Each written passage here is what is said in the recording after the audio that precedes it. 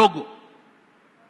Sasa mara ya kwanza tulijua tuna upendo mkubwa kuziba barabara, lakini hizi zilikuwa ni siasa ambazo zitaleta majanga makubwa kwa watu na wafanyabiashara kubwa na wafanyabiashara ndogo ndogo.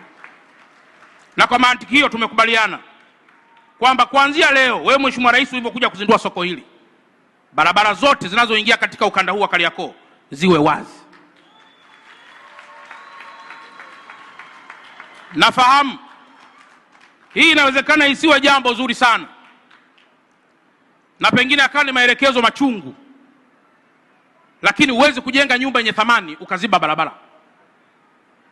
Maana yake hata zile gharama ambazo tunazichaji hapa ndani hazitakuwa na maana yoyote kama barabara imezibwa. Hii barabara ya Pemba tumefungua na barabara zingine zote zimefunguliwa.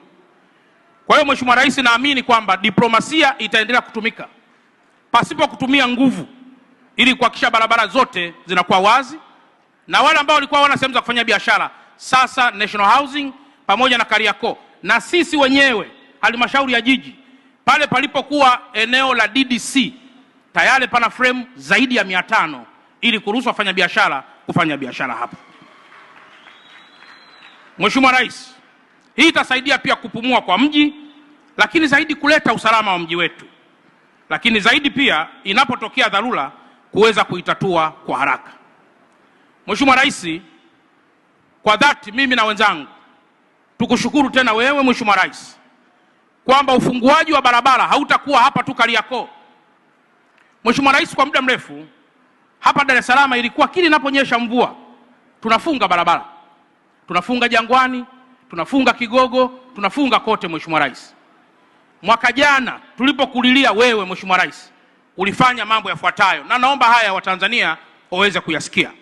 Mheshimiwa Rais, daraja la Jangwani hivi ninavyoongea umetoa pesa bilioni 97 na ujenzi unaendelea, na daraja litakuwa na urefu wa mita 300 na kutoka chini kwenda juu mita 10. Maana yake mafuriko itakuwa ni bye bye katika eneo hilo. Kwa hiyo hatuwezi kuwa na soko zuri halafu barabara zinafungwa tena za Jangwani.